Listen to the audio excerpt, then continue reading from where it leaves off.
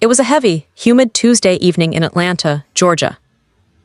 The rain was drumming a rhythmic beat against the glass windowpane of my kitchen, casting flickering reflections of the passing highway traffic onto the dark hardwood floor.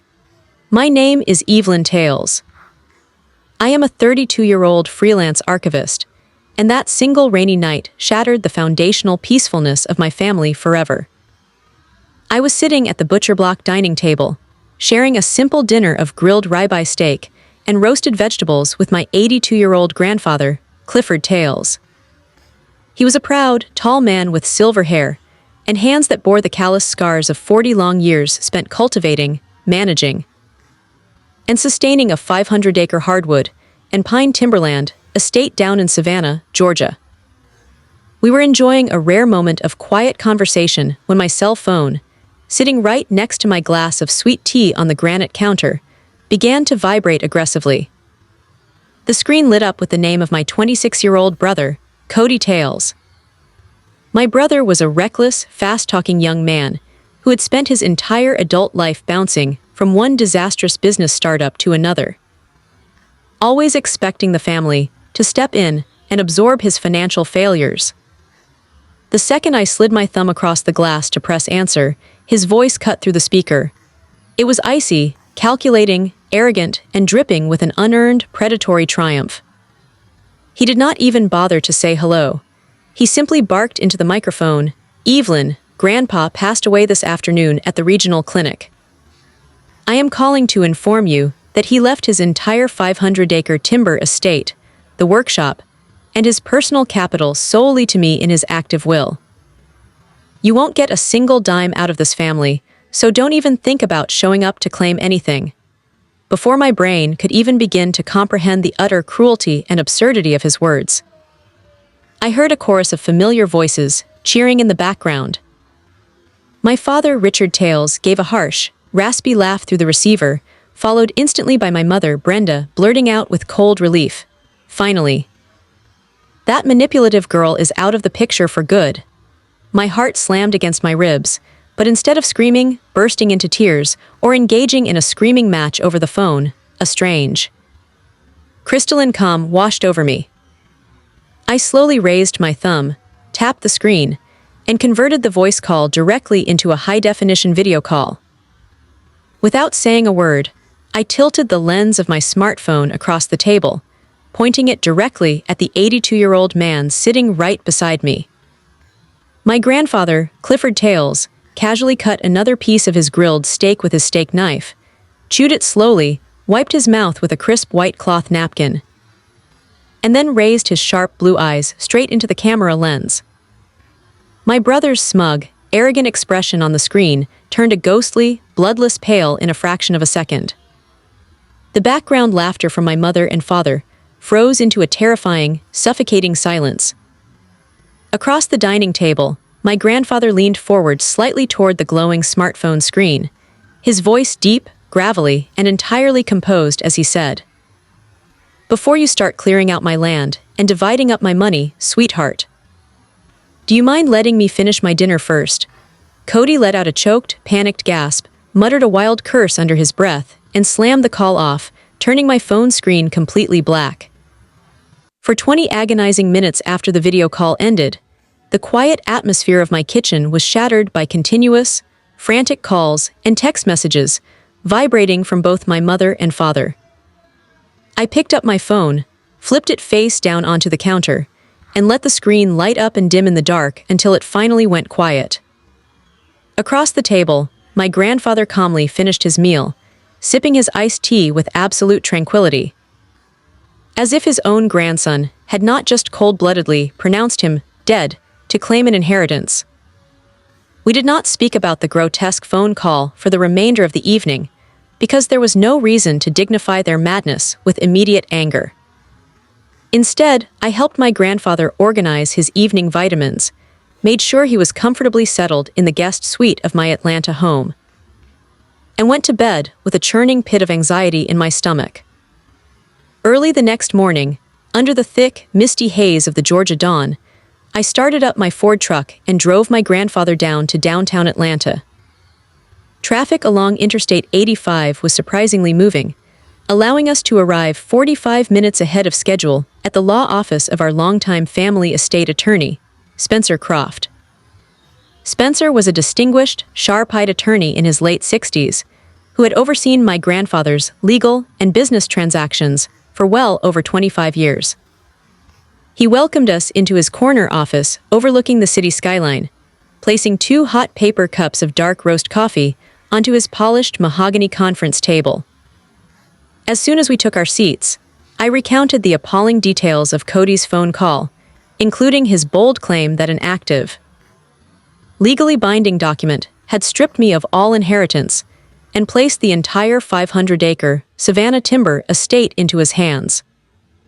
Spencer Croft leaned back in his leather executive chair, a subtle, dry smile touching his lips before his expression turned entirely serious. He opened a massive, yellowed file folder on his desk and pulled out a stack of notarized legal documents. He explained that 2 weeks prior, Cody had unexpectedly contacted his administrative assistant, asking very specific, probing questions regarding an outdated draft version of a trust that my grandfather had signed a decade ago, long before I had moved in to assist him. And back when Cody was foolishly listed as a potential primary beneficiary following my grandmother's passing. Cody had somehow unearthed an old paper copy of that 10-year-old revoked draft from an unlocked filing cabinet inside my grandfather's old timber workshop down in Savannah, naively believing he had stumbled upon a hidden golden ticket. Spencer Croft shook his head slowly, clarifying that the old document had been officially revoked, shredded, and superseded 5 years ago when my grandfather updated his comprehensive estate plan to name me as his co-trustee and primary executor. Spencer explained that Cody was holding onto an obsolete piece of worthless paper, failing to understand that in the state of Georgia, an outdated draft means absolutely nothing once a newer, fully notarized living trust has been executed. The bizarre puzzle of how Cody had arrived at the premature conclusion that my grandfather was dead was solved shortly after. On Monday afternoon, a municipal ambulance had briefly pulled into the driveway of my grandfather's Savannah residence after he experienced a sudden, temporary drop in his blood sugar while working out in his garden. The paramedics evaluated him on site, provided him with a glass of orange juice, and transported him to a local clinic purely as a routine precautionary measure for a few hours of monitoring. A nosy, gossip-prone neighbor saw the flashing lights, panicked, and left a vague, alarming voicemail on my father's phone, stating that an ambulance had taken my grandfather away and that his house was dark. Driven by sheer greed, desperation, and unbelievable impatience, Cody had immediately called the medical clinic late Monday night, demanding full access to my grandfather's medical status and records. However, because Cody was not a designated medical power of attorney, the clinic staff strictly enforced federal privacy rules under HIPAA and flatly refused to disclose a single word about my grandfather's physical condition or location. Rather than driving down to Savannah to check on his aging grandfather or simply picking up his phone to call me, Cody made a wild, arrogant assumption that my grandfather had died in the clinic during the night. He assumed the strict privacy lock meant the worst had happened, and instead of grieving, his very first instinct was to call me, gloat, and attempt to intimidate me out of claiming my legal rights before anyone else could react. My grandfather stared out the high-rise window of the law office at the Atlanta skyline, resting both hands on the silver handle of his wooden cane. The deep financial betrayal hurt him, but the heart-wrenching realization that his own grandson was actively celebrating his perceived death cut far deeper into his soul than any property dispute ever could. Attorney Spencer Croft warned us that while Cody's pathetic premature attempt had backfired embarrassingly, his severe financial desperation meant he would almost certainly seek another aggressive, underhanded angle to contest the estate. Spencer advised us to prepare for a dirty fight and instructed us to keep a strict log of every interaction. By Thursday afternoon, the uneasy peace of our week was violently shattered when my father's heavy diesel truck pulled aggressively into my Atlanta driveway. The engine cut off abruptly, and 3 truck doors slammed shut almost simultaneously. Through my living room blinds, I watched my father Richard, my mother Brenda, and my brother Cody march up my concrete front walkway with stiff, angry strides. There was not a single trace of shame, guilt, or embarrassment on their faces for the humiliating mistake they had made 48 hours earlier. Instead, their faces were contorted with bitter indignation and an explosive desire to regain control over a massive financial asset that was slipping out of their grasp. I opened the front door before they could break the glass with their pounding, stepping aside to let them barge into my foyer. My mother brushed past me without making eye contact, making a beeline for the open dining room where Grandfather Clifford was sitting quietly reading his morning newspaper. My father stood squarely in the center of my living room rug, crossing his arms tightly over his chest, while Cody hovered right behind his shoulder, holding a thick, black leather folder under his arm. My father cleared his throat, his raspy voice filled with hostility as he snapped, "We need to talk about what happened on Tuesday evening, Evelyn. You embarrassed this entire family, playing childish, manipulative video games on your phone while your grandfather's mental state is clearly deteriorating." I felt a surge of white-hot fury flare up in my chest. But before I could utter a single sentence, my grandfather slowly lowered his newspaper, looked over his silver reading glasses, and said in an icy tone, "My mind is as sharp as the day I built my first timber mill, Richard." The only foolish, pathetic game played this week was Cody declaring me dead so he could line his empty pockets with my life's work. My mother stepped forward, placing a heavy hand on the wooden dining table, looking down at my grandfather with a look of patronizing pity. "You are 82 years old, Clifford," she argued, her voice dripping with fake, exaggerated concern. "Living isolated like this with Evelyn has completely distorted your reality. You were rushed away in an ambulance earlier this week. And you are clearly incapable of managing the immense stress of a 500-acre commercial timber operation." Without waiting for a response, Cody unzipped his leather folder, pulled out a thick stack of legal papers, and slapped them down onto the hardwood table right beside my grandfather's coffee cup. He pushed a heavy pen forward, pointing aggressively at several highlighted signature lines at the bottom of the page.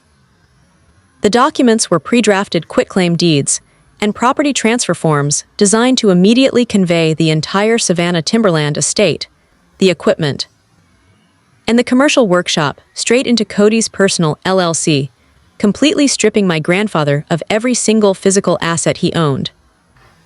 "This is about preserving the family legacy before a stranger or bad influences ruin everything you built," Cody said coldly, refusing to meet my eyes.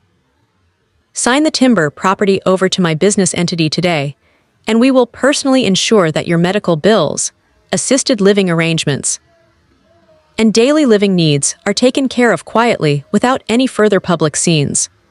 I immediately stepped directly between Cody and the dining table, glaring straight into my father's eyes. "He is fully capable of managing his own life, and you know damn well this isn't about preserving any legacy," I said, my voice steady and firm. "This is about paying off Cody's mountain of failed business debts." My father took an aggressive step toward me, raising a shaking finger at my face. "Stay out of this, Evelyn. You've been isolating him from his real family ever since his knee surgery, whispering in his ear so you can secure a bigger piece of his money for yourself." My grandfather stood up slowly from his dining chair, leaning heavily on his wooden cane for balance. But his tall frame remained towering and imposing. He picked up the stack of property transfer deeds, glanced at the title page for a brief second, and then, with deliberate, powerful pressure, tore the entire thick legal packet right down the middle. The sound of ripping paper echoed like a gunshot through the silent house as he tossed the shredded documents directly onto the toes of my father's boots.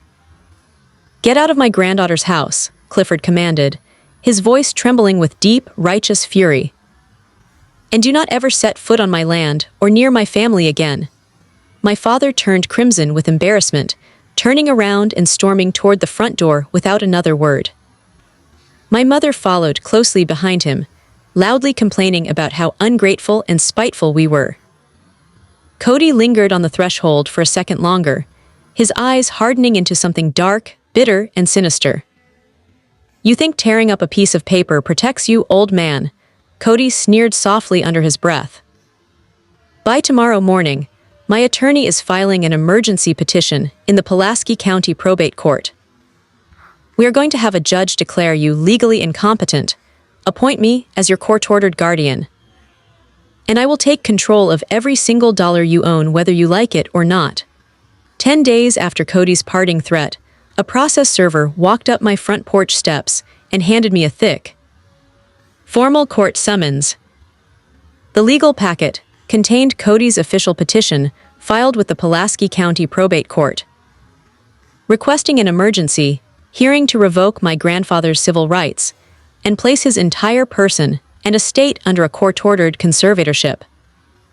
Instead of making up obvious lies that could be easily disproved in court, Cody's attorney had cleverly weaponized small, ordinary, everyday occurrences from my grandfather's life, twisting them into alarming evidence of severe cognitive decline and dementia. The petition highlighted a minor incident from 6 months prior when my grandfather had accidentally backed his pickup truck into a wooden fence post at his workshop, causing a small dent on his rear bumper. It documented a missed dental appointment from the previous winter. Along with a duplicate electric bill payment my grandfather had made online after forgetting he had already settled the balance 2 days earlier. I took the legal summons straight to attorney Spencer Croft, who informed us that the most absolute, unassailable way to crush Cody's guardianship petition before the court hearing was to undergo a voluntary, comprehensive independent cognitive evaluation. Spencer immediately arranged an appointment at the Emory University Medical Center in Atlanta with an independent, nationally renowned geriatric psychiatrist, Dr. Gerald Shaw, whose expert medical evaluations carried immense weight in Georgia probate court proceedings. 2 mornings later, I drove my grandfather to the medical center, sitting quietly in the waiting room while Dr. Shaw conducted a rigorous, 2-hour clinical assessment. The examination included standardized memory retention tests, complex mathematical subtractions, spatial awareness challenges, and detailed questioning regarding my grandfather's understanding of his personal finances, legal documents, and daily living choices. When the heavy wooden office door finally opened, Dr. Gerald Shaw walked out with a polite, warm smile, holding a clipboard filled with detailed assessment notes. He handed an official copy of the medical evaluation report to my grandfather, confirming that he had passed every single section of the cognitive exam with flawless, exceptional scores for an 82-year-old man. "Doctors," Shaw assured us that the formal report concluded my grandfather possessed total mental capacity, impeccable reasoning skills, and a complete, sharp understanding of his personal estate and medical decisions. Despite the glorious medical victory, the drive back to my house was blanketed in a heavy, painful silence. My grandfather stared hollowly out the passenger window at the passing highway trees, resting his chin on his weathered, shaking hands. The horrific reality that his own son and grandson had forced him to submit to a humiliating, invasive psychiatric test just to prove his sanity and protect his independence weighed far heavier on his heart than any physical strain ever could. Being forced to prove he wasn't crazy to a complete stranger, because of his family's insatiable greed, had stripped away a piece of his dignity that no glowing medical report could ever truly restore. Meanwhile, my mother Brenda began actively waging a vicious, toxic slander campaign throughout our extended family and social circles across Georgia.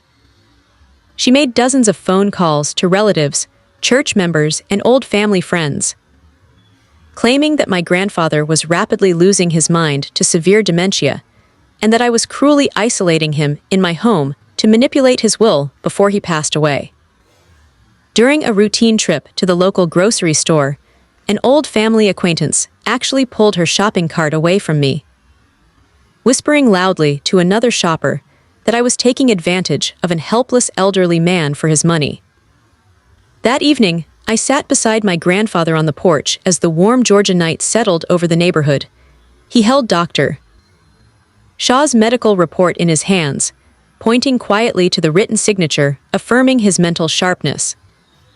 He looked at me with a sad, weary expression, asking why the people he had spent his entire life protecting, working for, and supporting were now treating his gray hair and aged body as an excuse to throw him away and rob him blind. While we were finalizing our defense strategy for the probate court hearing, Attorney Spencer Croft called my cell phone with critical, explosive findings from an independent bank audit. He requested that we come to his downtown office immediately, his tone sharp and urgent over the speakerphone.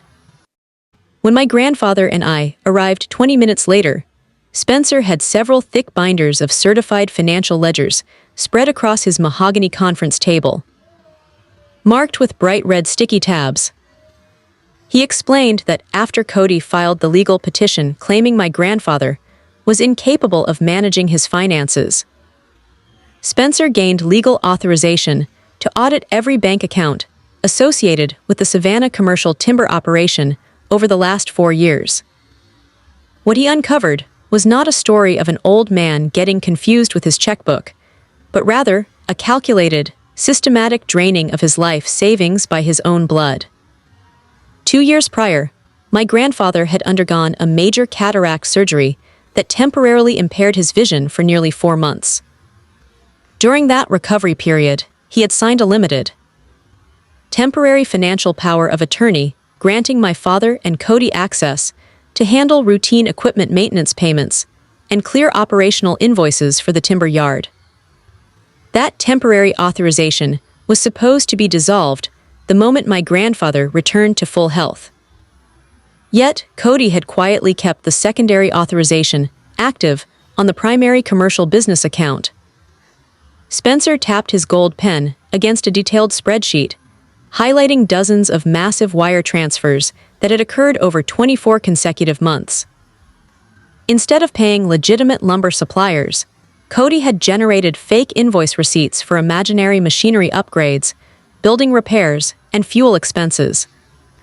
He used those fraudulent documents to authorize repeated wire transfers directly into a shell contracting LLC, registered solely under his own name, siphoning off a staggering total of $320,000 right under my grandfather's nose. The sheer, staggering scale of the theft left my grandfather visibly stunned, his hands trembling violently as he traced his fingers down the long column of stolen funds.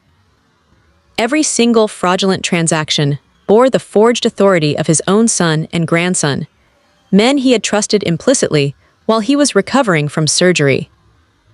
Spencer Croft revealed that Cody had not used the stolen $320,000 to build a legitimate business, but had instead squandered every single dollar on high-risk, speculative real estate developments along the coastal Florida panhandle that had completely collapsed during a recent market downturn.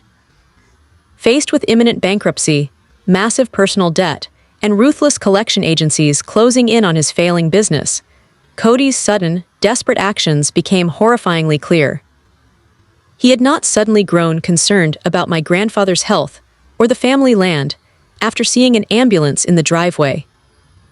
He was drowning in catastrophic financial ruin and declaring my grandfather mentally incompetent through a court-ordered conservatorship was his ultimate, desperate gambit to seize total control of the entire timber estate, sell off the land, and cover up his massive embezzlements before anyone discovered the missing funds.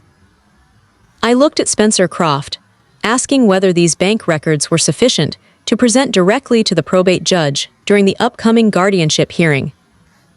Spencer assured us that this certified paper trail transformed our position from a defensive stance into a devastating legal nuclear strike.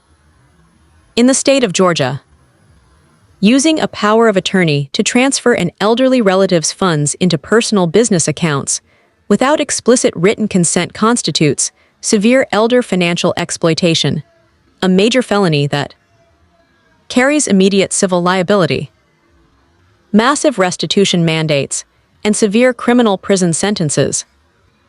My grandfather leaned back in his chair, closing his eyes tightly, as a heavy, painful realization washed over him in the quiet room.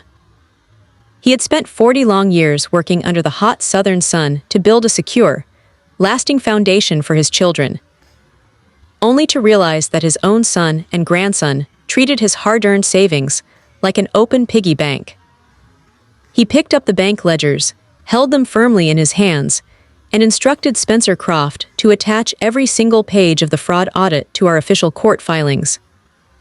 2 days before the scheduled court hearing, Attorney Spencer Croft handed us a printed packet of text messages that had been legally subpoenaed from Cody's cell phone provider as part of the financial audit. As my grandfather leaned over the desk, adjusting his reading glasses to scan the printed transcript pages, the cold, sociopathic arrogance captured in those printed lines destroyed whatever tiny sliver of hope he had kept hidden in his heart for his family. In one glaring text thread sent 6 months prior, right after the fraudulent wire transfers had passed the $200,000 mark, my father had texted Cody asking if he was worried about my grandfather eventually auditing the timber company accounts. Cody's typed response was short, dismissive, and dripping with pure contempt. The old man will never take this to court. He'd rather swallow a $300,000 loss than embarrass the Tales family name across Georgia. He always forgives us anyway. We can do whatever we want. That single sentence exposed the grotesque foundation of their entire scheme. For decades, whenever Cody or my father had gotten into financial trouble, my grandfather had quietly stepped in to cushion the blow, writing checks to preserve their pride and give them another chance. My father and Cody had not spent months trying to hide their crimes perfectly because they believed their legal cover-up was airtight. They had proceeded with complete impunity simply because they believed my grandfather was too weak, too fearful of public disgrace, and too fiercely devoted to his bloodline to ever hold them accountable in a court of law. The realization that his lifelong love, generosity, and grace had been interpreted as weakness transformed something fundamental deep inside my grandfather's soul. The hesitant, hurt expression that had shadowed his face since that initial Tuesday phone call vanished entirely, replaced by a quiet, unyielding, and ironclad resolve. He placed the text transcripts back down on Spencer Croft's desk and looked up with an unwavering, crystal-clear gaze. They built their entire plan on the absolute certainty that I would stay silent to protect them, my grandfather said, his voice steady, deep, and completely devoid of self-pity. It is time to show them that my kindness was never a permission slip to rob me blind. Without a second of hesitation, my grandfather instructed Spencer Croft to immediately draft a completely revised, airtight estate plan that revoked every single prior will, trust, or power of attorney in existence.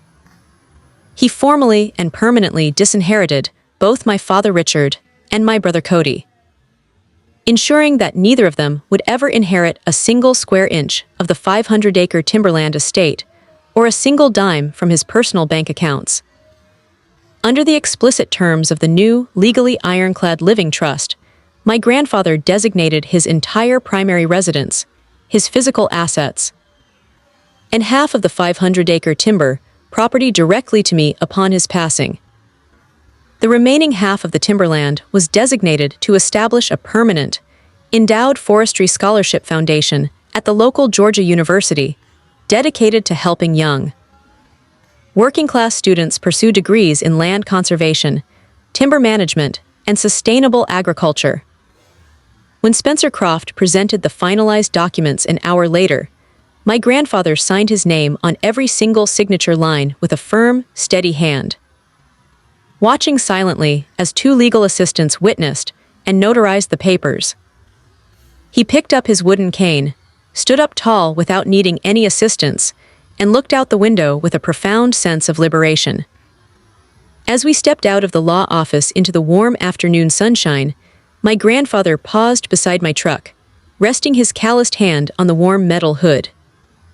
He looked at me with a quiet, peaceful expression and said, "Setting boundaries with the people you love is often the hardest work a man will ever do in his life, Evelyn. But holding on to your dignity is always worth the painful clarity that comes with it." On a humid Wednesday morning, we walked up the grand marble steps of the Pulaski County Courthouse for the formal guardianship hearing. The high-ceilinged courtroom was deathly quiet as the probate judge called the matter to order, prompting Cody's high-priced attorney to immediately present their petition. Cody's lawyer spent 40 minutes attempting to paint a picture of severe cognitive decline, repeatedly bringing up the minor fence post scratch on my grandfather's truck and the duplicate utility payment from months ago. Cody sat smugly at the petitioner's table in a tailored suit, resting his elbows on the polished oak surface, as if the 500-acre timberland estate was already legally placed under his absolute control. When it was our turn to present our defense, Spencer Croft stood up calmly, smoothed his jacket, and dismantled their fabricated narrative in less than 10 minutes. He first introduced the certified, independent psychiatric evaluation signed by Dr. Gerald Shaw, which explicitly proved that my grandfather possessed 100% cognitive health, flawless mental capacity, and total independence. Then, before Cody's lawyer could even formulate an objection, Spencer dropped the real hammer. He unveiled the certified bank audit, detailing the systematic theft of $320,000. Alongside the subpoenaed text messages, where Cody openly bragged that my grandfather was too weak to take legal action against his financial fraud. The entire atmosphere inside the courtroom shifted instantly. The judge's eyes narrowed as she carefully examined the certified bank transfers and the text transcripts. Cornered by the unassailable paper trail, Cody completely lost his composure right in front of the bench. He turned aggressively toward my father, shouting loudly that the entire fraudulent scheme had been my father's idea from the very beginning. My father reacted furiously, slamming his heavy fists onto the wooden table and screaming back that Cody was the greedy liar who had squandered all the stolen cash on failed beach house investments in Florida. Their chaotic, panic-screaming match erupted through the quiet courtroom until the judge pounded her heavy wooden gavel repeatedly, demanding immediate order. The probate judge rendered her decision without even leaving the bench to deliberate. She formally dismissed Cody's guardianship petition with prejudice, stating on the public record that my grandfather displayed exceptional mental clarity and sharp intelligence. She then delivered a scathing public reprimand to my father and brother for attempting to weaponize the court system to conceal elder financial abuse. Furthermore, the judge officially referred the entire financial audit and evidence file directly to the district attorney's office for immediate civil recovery and criminal fraud prosecution. The legal consequences unfolded with terrifying speed over the following months.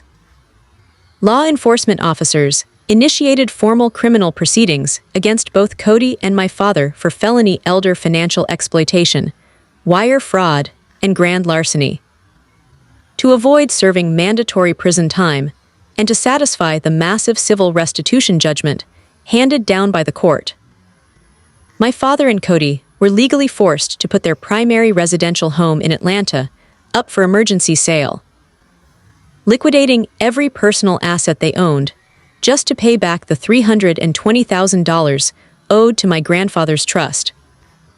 Left entirely penniless, disgraced, and facing ruined reputations, they showed up on the front porch of my house one evening, looking pathetic, desperate, and crying as they begged my grandfather for forgiveness and asked him to drop the remaining legal claims. My grandfather walked slowly to the front door, looking at his son and grandson through the glass panel with complete, motionless calm. He did not yell, he did not show any bitterness, and he did not open the door to let them in. He simply spoke through the window, his voice steady and quiet, telling them that true forgiveness does not require enabling toxic, abusive behavior. Nor does it mean allowing dishonest people back into your life to destroy your peace. He locked the heavy wooden door firmly, turned off the porch light, and walked back to his armchair in the living room, permanently cutting off all contact with them forever. Today, we have returned to our peaceful routine on the timber estate, enjoying the absolute quiet, safety, and dignity that my grandfather fought so hard to defend. Surrounded by the soaring pine trees he spent 40 years cultivating, he lives comfortably knowing that his life's work is finally protected from the greed that tried to tear it apart. My name is Evelyn Tales, and if this journey taught me anything, it is that true family is defined by genuine love, loyalty, and mutual respect, never by shared bloodlines alone. Standing up for the people you love and holding firm boundaries against betrayal, even when it involves your own family, is the only way to preserve your integrity and protect your peace of mind.